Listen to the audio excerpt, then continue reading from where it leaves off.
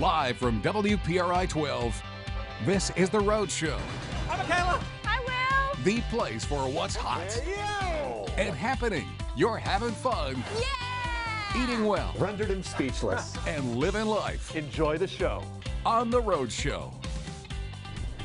Good morning, everybody, and welcome to The Rhode Show. It is a winter wonderland outside. That is true. Actually, it looks nice. We got a shot of the of Providence right there. You can see the bridge that everybody drives over.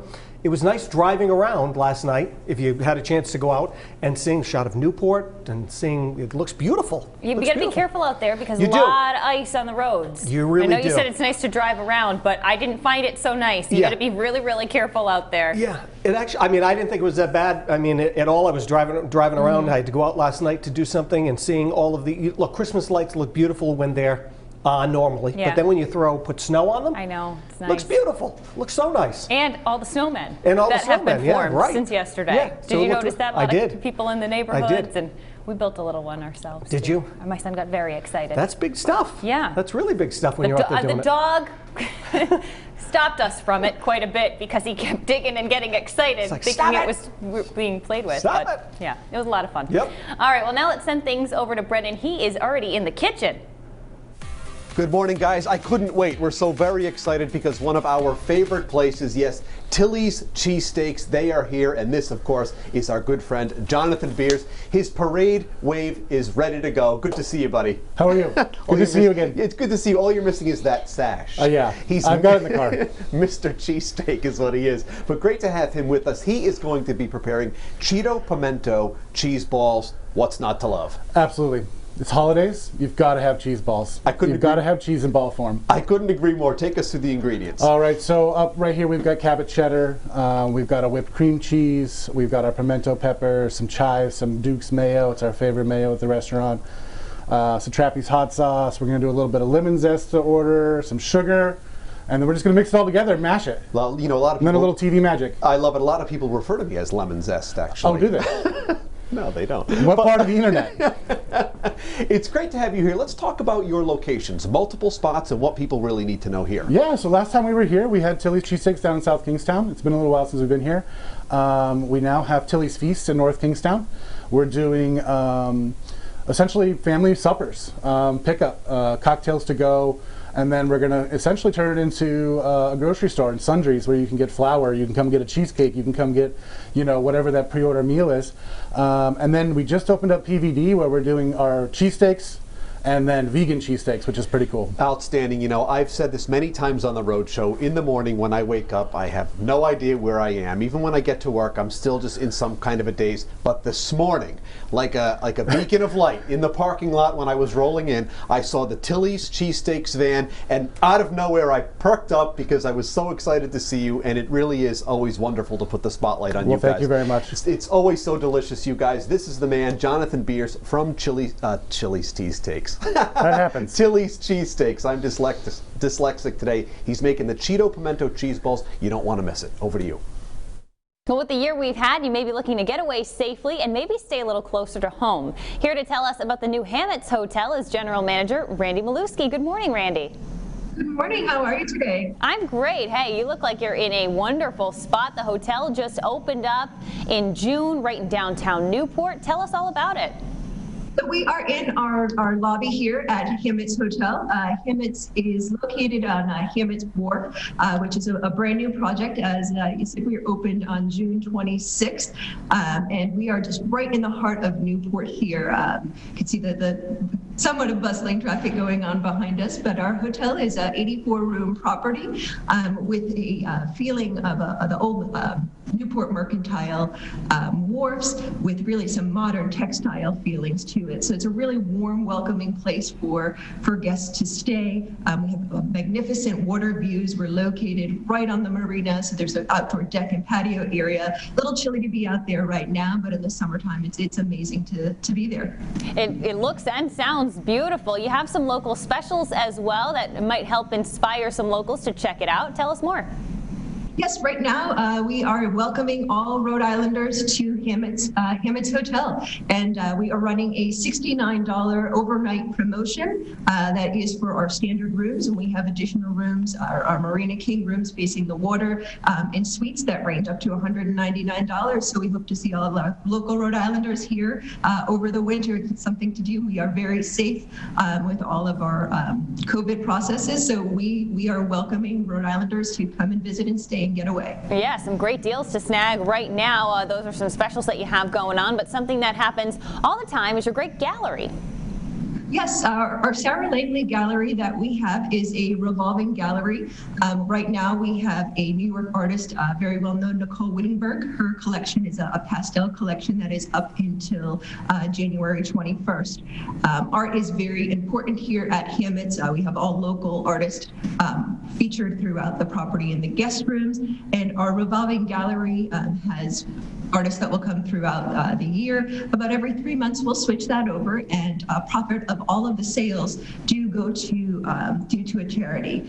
So we are taking care of our local community here. And in addition to that, the gallery is named after Sarah Langley, who was the first and only female that did run the wharf here at Hammett's. There's a little tribute and some history there. A nice little special touch. Now, sounds like you guys are open, ready to welcome visitors. The restaurant, though, give us an update there. So just opened in September. They are running some great packages for New Year's Eve to welcome guests. It is an Italian freestyle restaurant that is owned and operated by Kevin O'Donnell, who is a native Rhode Islander. Awesome. Well, it sounds like a beautiful spot. Randy, thank you so much for sharing all the details. Thank you. Have a wonderful day. Thanks. You're going to have to look into those deals. If you want to learn more about Hammett's Hotel and those deals, you can check out our website for a link to theirs. Just go to roadshow.com. It is time once again for our Roadie Roundup, and as always, we are doing it virtual. And some exciting news. This will be the last one of 2020. Woo! I don't know if that's a good or a bad thing. As we bid 2020 farewell, this is going to be the last one for the year. So let's introduce everybody. First up, Matt Simcoe, who's been on the show many times. We miss you, Matt, and it's great to see you. Thanks so much for being on with us. Fashion blogger, and her name is Tanaka, and I could listen to her speak all day long. I really could. You're so kind. No, it's true. Listen to that. I say the rest of us just walk away and we listen to her. And last but certainly not least, we love her, Becca Berger from Hot 106. I was going to pretend like I was on mute so Tanaka could keep talking. All right, guys. First up, let's start off with this because we'll show you Christmas season is here. There's a new poll that says that chocolate cookies are #1 on everybody's list, followed by peanut butter cookies and then sugar cookies. Matt, I'm going to start with you. What is on Matt Simcoe's cookie list? I like that when you thought of cookie, you thought of me first. That means a lot to me, Will. I like those, you know those chocolate ones that get all crackly on top and they have all that powdered sugar on them? I love those, but I also like the ones with a little kiss in the middle too. I feel like for holiday cookies, those are like real classics in my book. Mm-hmm. Tanaka, what about you? In England, shortbread. I love shortbread. Yes, it's kind of the thing at Christmas. You get these tins of shortbread and everybody kind of gifts each other them. So that's usually what I'd go for. But my cravings at the moment are for gingerbread, everything. Delicious. Delicious. Becca, what about you? I love that we're talking all of the OGs. By the way, Matt, that is the peanut butter kiss that you were referring to. Those are so good. I love them. You can't go wrong with chocolate and peanut butter. And I say calories haven't counted really since April, so bring on all the cookies and justice for egg biscuits, because those don't get talked about enough. And they're usually part of my Christmas repertoire when it comes to cookies. I don't make them. My mom. Right. But I love them all. Okay, next topic. So as everybody knows, Thanksgiving was a little weird for everyone. Christmas is coming up. It's probably going to be the same. Tanaka, what is Christmas going to look like for you? Well, it's myself and my husband with our 2 kids, but we've also got my sister who's visiting from Zimbabwe, and that's just made it really, really special, especially with me being pregnant. It's like, oh, here's the menu for Christmas. Take over. Take over, exactly. It's all yours. Merry Christmas. Yeah. Becca, what about you? It's just a lot more intimate. Obviously, less people than we usually do. We usually do a huge, big Christmas Eve, especially in my family, is really special, but it's super toned down, which means less great food, but that's okay. And hopefully next year we can resume to the regular. What about you?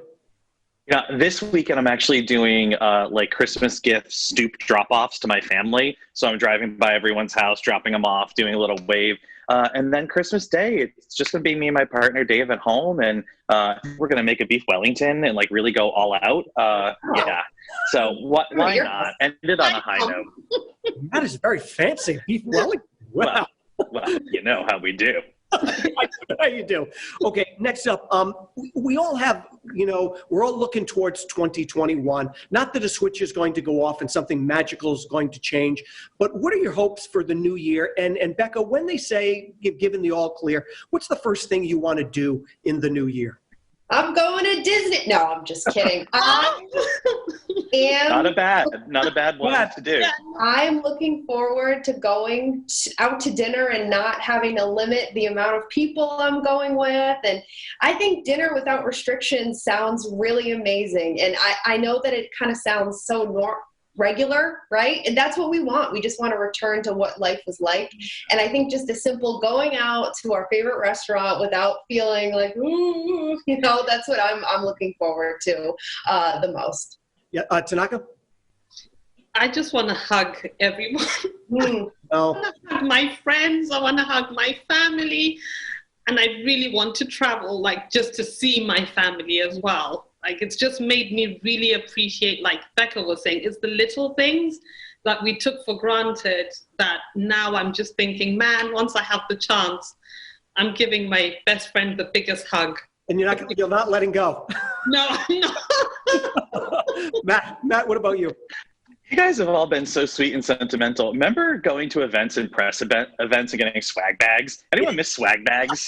Because a lot of that swag bag would be my holiday gifts, and I had to buy every single gift this year. So I feel like 2020 has gotten me once again. But there is something to be said about like getting dressed up, going out, kind of, however you get that VIP feeling, whether it's an event or a nice dinner or, your family ushers you in on a red carpet. Like, I really miss that. And of course, I miss traveling too. We love to travel, but I miss going to events, having a drink with people, and getting free stuff because that's half the fun. Yeah. So those stoop gifts, Matt, are not your free swag bag gifts. Those stoop gifts were bought with your own money. I did everything local for those. So we've got a piece of local pottery from here in Boston. We've got local cheeses from all over New England. So I'm packaging those up with a big bow, dropping them on the stoop, and saying Merry Christmas to everyone. Well, folks, thanks so much for being on with us. I hope you guys have a great holiday, however you're going to be spending it. And cheers to 2021. Let's hope we can give each one of you a big hug when you're back here with us all in studio. Still to come.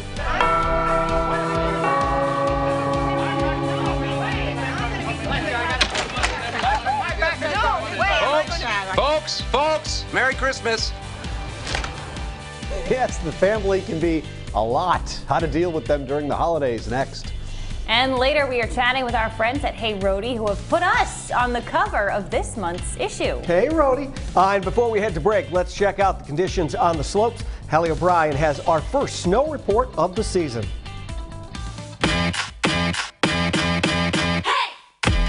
Hey everybody, it's Hallie O'Brien and welcome to the Snow Report presented by Snow Country, your weekly winter update. Guys and gals, the skiing and snowboarding season is off and running, and it's hard to hide my excitement when there's fresh snow on the ground. That's right, we just wrapped up our first nor'easter of the season, and there's more snow in the forecast this week. It's going to set us up beautifully for the weekend. Let's take a look. We're seeing substantial snow totals and amazing conditions at Mountain Creek Resort in northern New Jersey. Opening with a powder day? Come on, you can't ask for better conditions than that. It's looking wonderful and wintry at Windham Mountain in New York's Catskills as well. Heading a bit further north, our friends at Wachusett Mountain, just west of Boston, are open daily and have been making snow. And two of our Vermont favorites, Killington Resort and Sugarbush, have been making snow whenever possible and cashing in on some natural snow here and there as well. Snow falling is exactly what you want to see around the holidays. If it weren't, they wouldn't write songs about it. And of course, if you're planning a trip to the mountains, especially if it involves crossing state lines, be sure to check the most up-to-date COVID-19 safety and travel protocols wherever you're headed. All right, that's all for now. Be sure to find us and tag us on Instagram at The Snow Report. Share your winter with us and head over to snowcountry.com for the most up-to-date conditions and events at your favorite ski areas. I'm Hallie O'Brien, and I'll see you next week.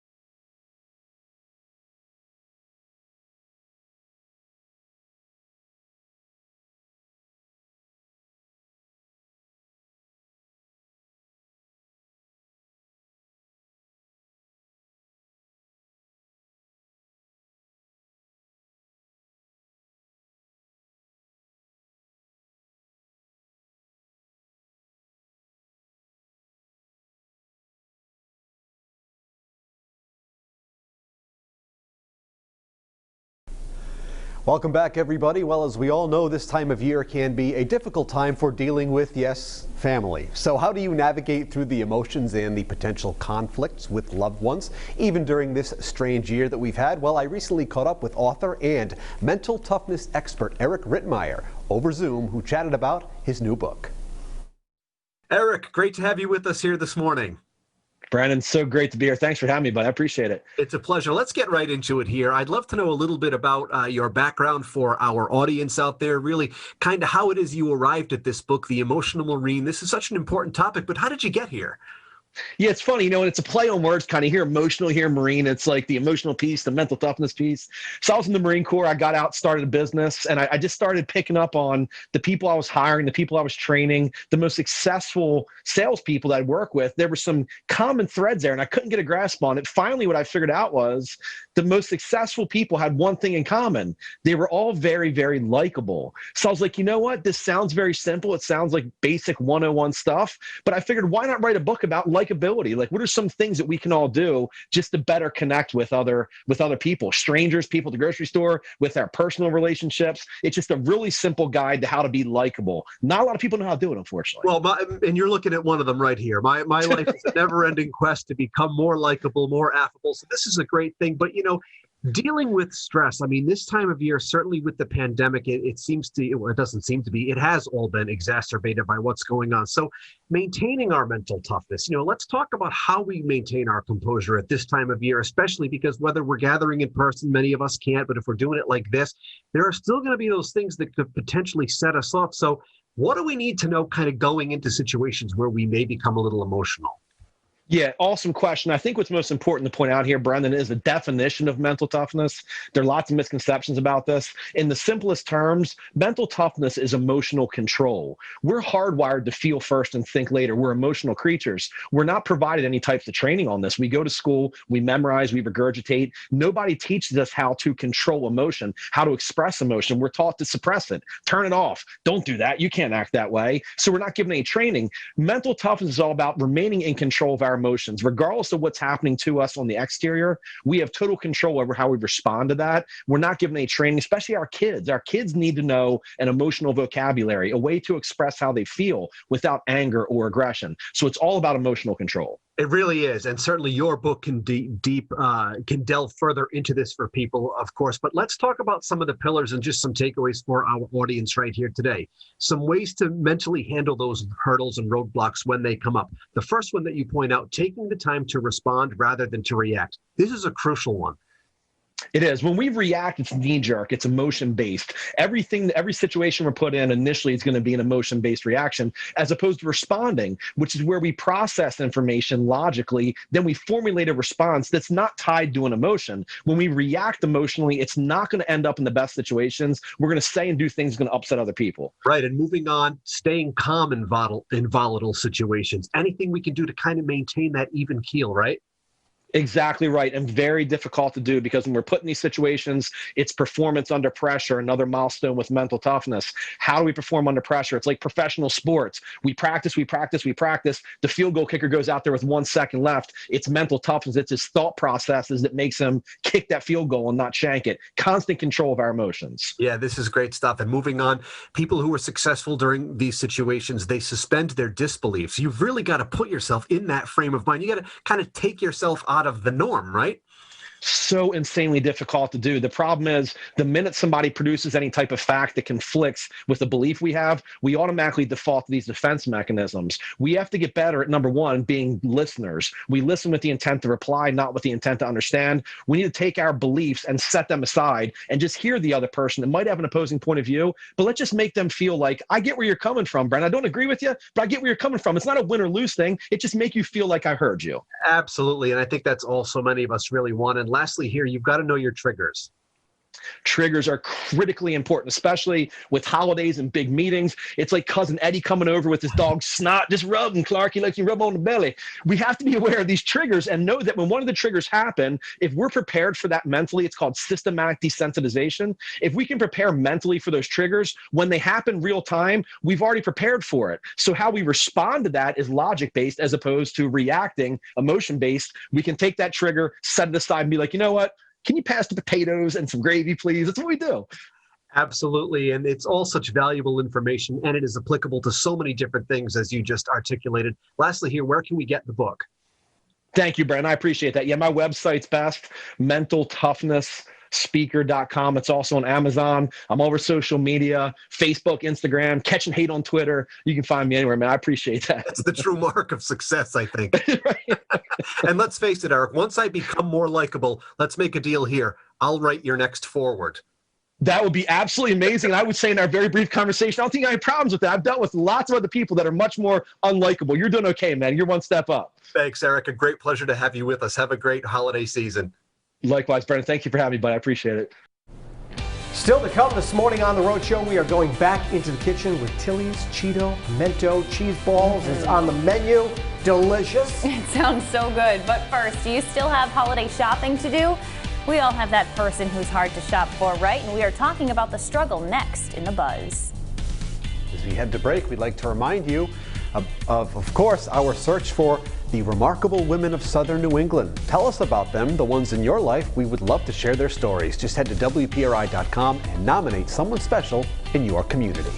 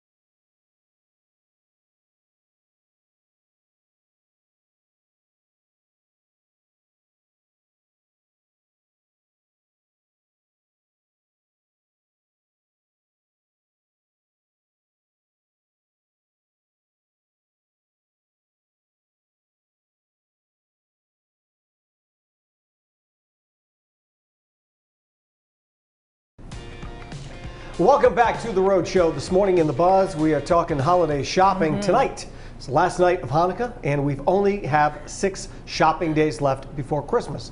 Now, almost all of us have that one person or many who are hard to shop for. So who's the person, and what do you do when somebody has everything? Well, I don't know anyone like that.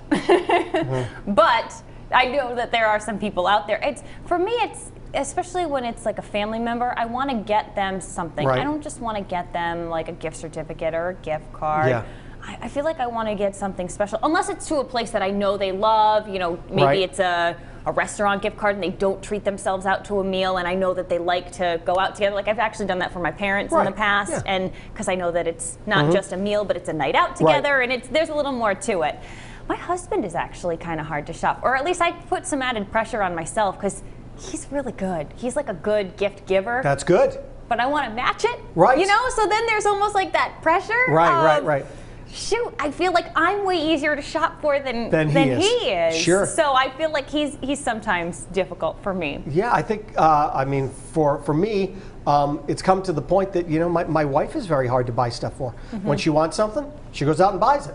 And there are times where she will go out and buy something that maybe, you know, I may have gone out and bought, and she goes, oh, I bought whatever it is. Yeah. She goes, I'll just leave it in the box. You can just wrap it. I'm like, all right, okay, you know. She knows that it's easier for you. She's like, yeah, she knows it's easier for me, and she's just like, she knows what she wants. She's hard to buy for, and so many people now, I mean, including myself. When I want something, I mean, I wouldn't want to be someone who's got to buy me something, because when I want something, right, you just go out and I go out and buy it. Yeah. I go out and buy it. That's true. I couldn't think of anything even this year that I'd even that you're really pining that I'm really for. pining Yeah, because you know I for. pine for things. Yes, I do. I know you do. And I pine for things, and and 2 weeks later you buy them. and I buy it, and then I'm obsessive about it. Yes. I'm completely obsessive about it. Like I will get to the point where I'll watch YouTube videos on it, and then I'll convince myself I don't need it, and then I convince myself, oh, I do need it, and then I just go out and buy it. Yeah. Yeah. That's your MO. Yeah. And then I'm like, I've moved on to something else.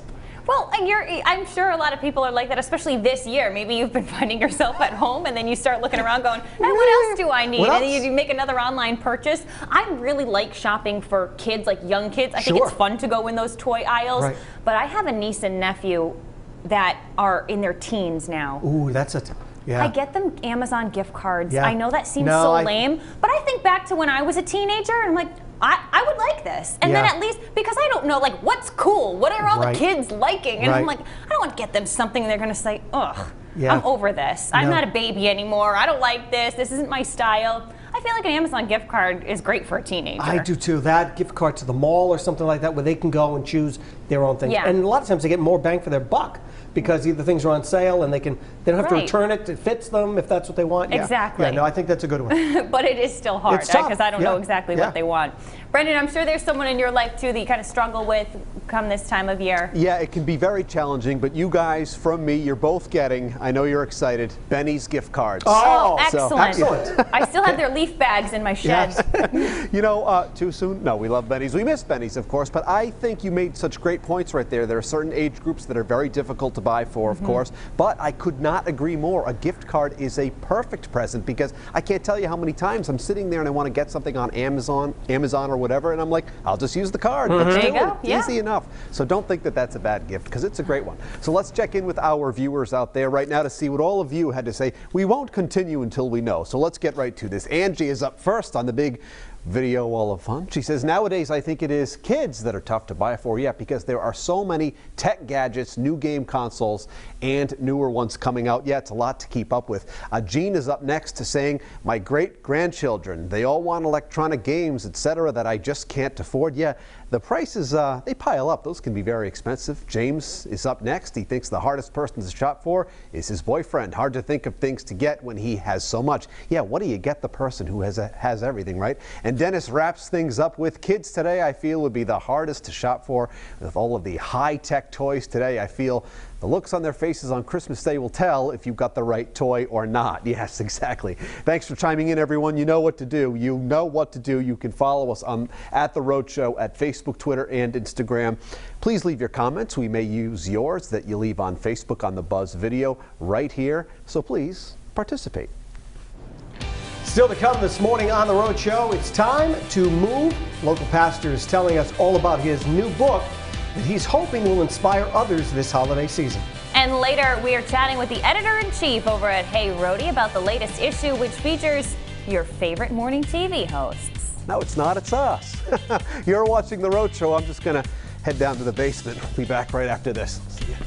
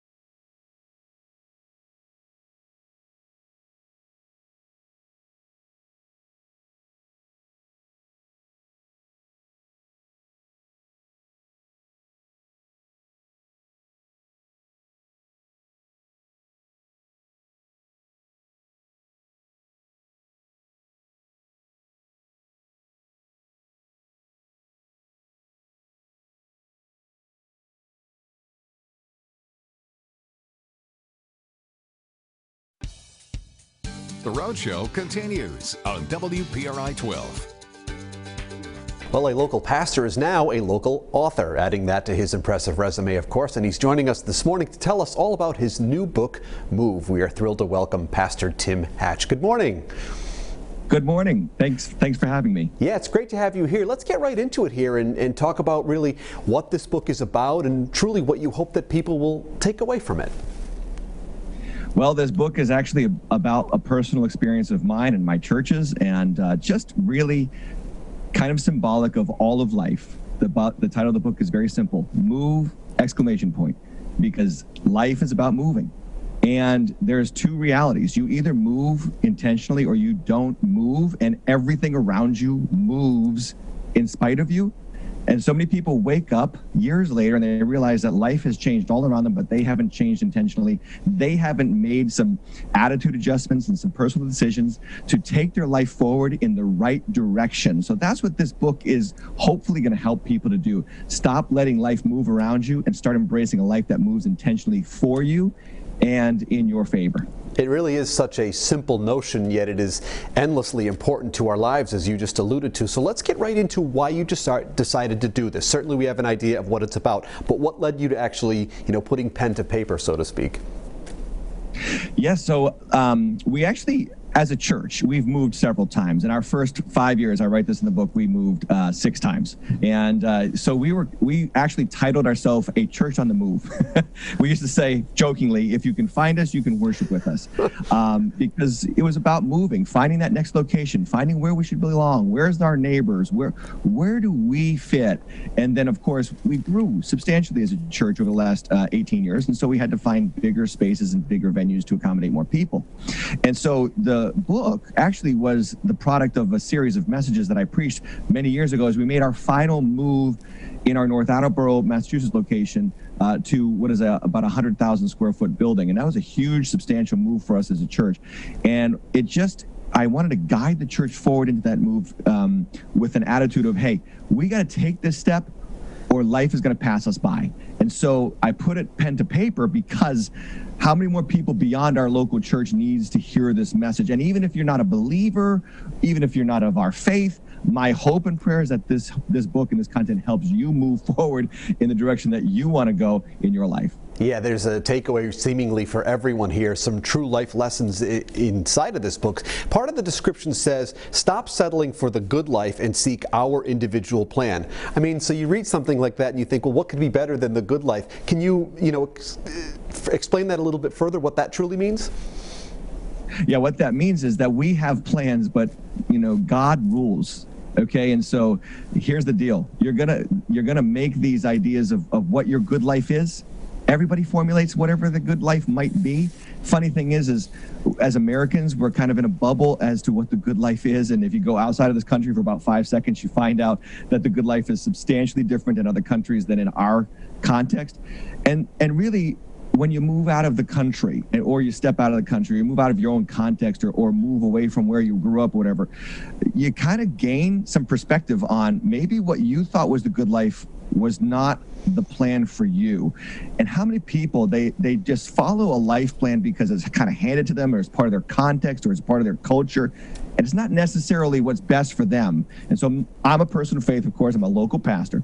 And I believe that there's a God in heaven who loves us and has a plan for us. But that plan doesn't always match up to what we have idealized as the good life. And so when we kind of erase that from our consciousness, if you will, and think, Lord or God, please have your way with me, things start to move in a direction that we may not have anticipated, but in the long run is better for us because it suits us, because God knows us better than anybody. That really, is a great message for so many people out there. So when I first heard the title of the book, I was a little confused. So this has nothing to do with a car in front of me that doesn't realize that the light has turned green.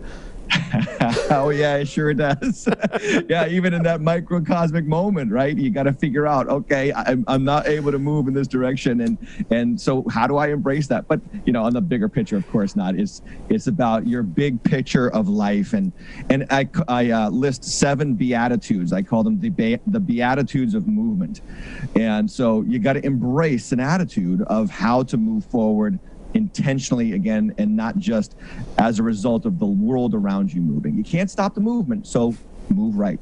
Great stuff, Pastor Tim. Thank you so much for joining us, and best of luck with the book. Thank you so much. Thanks for having me. You bet. You guys can, of course, pick up a copy of the new book, Move, perfect for a last-minute gift idea for the holidays. And we certainly wish all of you a Merry Christmas, especially to the pastor. And you, of course, can find the link at roadshow.com. Still to come this morning on The Rhode Show, we are back in the kitchen with Tilly's this morning. Don't forget, you can find the recipe at roadshow.com so you can try the Cheeto Pimento cheese balls this weekend. They look delicious. We'll be right back.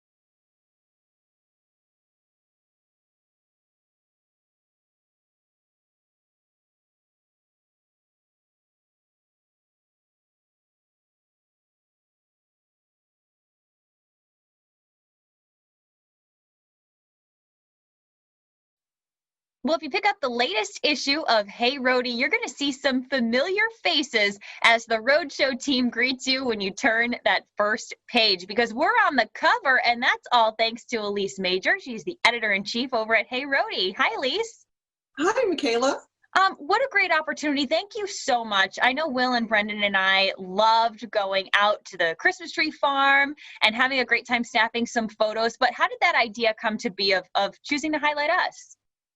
Yeah, it's something that I had thought about for such a long, long time. And as you know, Hey Roadie recently relaunched. I think it's just like 4 issues in right now. Mm-hmm. And we were just trying to think of some way to celebrate everything local, and what better than the 3 of you guys, because, just like we are, you're so committed to everything local and small business. And so getting you guys out in the fresh air to Christmas Tree Farm was just perfect. Yeah, and you took it one step further too. We're not just on the cover, we're in the magazine itself. Yep, absolutely. Yeah, I wanted to ask you guys some questions because I just love the rapport of the 3 of you. It's so authentic and natural and fun, and I just knew you guys would have a lot of fun with the questions. Yeah, and I'll second that. I mean, it is very natural. The guys are some of my closest friends, so it's nice when that happens in the workplace, that's for sure. Now, in this latest issue, you also highlight a lot of other things, and one of them is helping small businesses, which I know now more than ever a lot of us are trying to do. Yeah, what we do is, like, one of the things is we identify ways that you can help small businesses now and later, because of course everybody knows about, Small Business Saturday, but really they need your help all the time. So we offer some suggestions. One of my first ones is, whatever you need, whether it's a greeting card, a pair of mittens, a donut, a cup of coffee, try going local first. Mm-hmm. Another thing is, at least once a week we try to get takeout, whether it's curbside, if you're not comfortable eating at a restaurant with a limited capacity, or, bundling up and going outside, it's still a nice thing where you can just order curbside pickup or takeout or something like that. And another big thing is, buying gift cards from them right now, because it really helps their cash flow. Certainly. And, yeah, and I think the last tip is just, sharing on social media about a good experience. Just be kind to people. If your order was slow, right now's not the time to get all cranky about that. No. Everybody needs a little boost. Certainly, they really do. Another subject that you highlight too is shopping directly from those local makers, and that kind of ties in with the helping small businesses. Yeah, it's really cool because in Rhode Island, we have such creativity, and a lot of times you can buy from somebody really right from their studio. Mm-hmm. So again, I always advise people to, check their listings first to make sure, like, the different protocols. But, like, for instance, Kent Stetson, if you go into Hope Artiste Village, right there is the sewing workshop where he's making his bags. Yeah. Or Peter Potts Pottery, they're making it right on site. Olivera Textiles, she's printing fabric right in the studio. It's almost like, how it's made in your own backyard. So it can be like a Mr. Rogers field trip and a shopping experience all in one. Yeah, it really is a lot of fun to see exactly where those items are made. And last but not least, you highlight a location in Middletown. Tell us about it. So my good friend from my old punk rock days, Gail Greenwood, she is the Hang on, that's a story for another day, Elise. It is. Old timers might know me as I used to be the DJ at the Rocket, and I would, not on the dance nights, but I would play music as loud as possible between the bands. So I have like this whole like punk rock lineage. Wow. I know, a fun fact about me. And, Gail was always in a bunch of bands, and now she's in Belly. And I remember when she first joined the band, she was sort of wondering if she should or not. But it's led her to travels all over the world. They just released another album. So, but anyway, so her and her longtime boyfriend, Chill Mott, they have just put all of their artistic energy, because they're also designers and painters, illustrators, artists. Mm-hmm. They have funneled all of this energy into their Middletown home, and it is outfitted with authentic period vintage things. So much so that I think it was really up for consideration when Wes Anderson was scouting Moonrise Kingdom. And I mean, wallpaper is authentic from the 40s from New York. And what's really neat about them, Gail and Chill, is, you know, they're very much about trash picking, you know, like, you know, don't tear down your old cabinets. They're solid. Right. You know, old refrigerators, you know, buy old, you know, so. Treasuring those things that are very well made. Exactly, you know, that old craftsmanship. So what may have started as just sort of like living life with a bunch of cast-offs really turned into a passion for them. Well, it sounds exciting. There's obviously lots more in the latest issue of Hey Roadie as well. I feel like we dove a little deeper and found out some fun facts about you, Elise. But if you want to find more fun facts about the Roadshow, just look for that Q&A in the latest edition of Hey Roadie.